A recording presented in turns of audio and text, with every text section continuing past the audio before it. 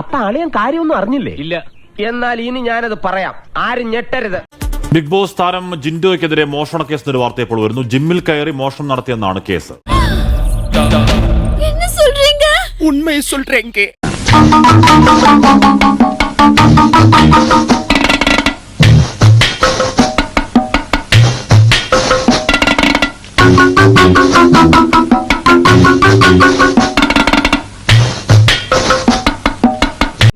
വിശ്വാസം വരുന്നില്ലേ? എന്റെ മുടിപ്പര അമ്മച്ചിയാണ് താനീ കേട്ട എല്ലാം സത്യമാണ്. ഇപ്പോൾ ഇന്നലെ പുലർച്ചെ 1 മണിയോടുകൂടിയാണ് ജിൻഡോ ഇവരുടെ ജിമ്മിലേക്ക് കയറി അവിടെ നിന്ന് CCTVയും അതോടൊപ്പം തന്നെ 10,000 രൂപയും ചില രേഖകളും മോഷ്ടിച്ചുകൊണ്ട് പോയി എന്ന് ചൂണ്ടിക്കാട്ടിയാണ് ഈ നിലവിൽ ജിമ്മ് നടത്തുന്ന ആളുകൾ പാലാരിവട്ടം പോലീസിൽ പരാതി നൽകിയത്.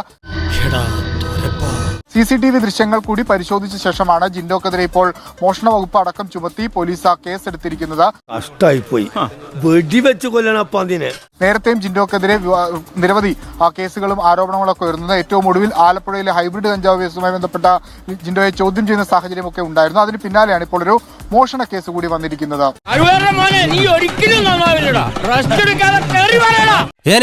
ഞാൻ പോകുന്നു. ബൈ.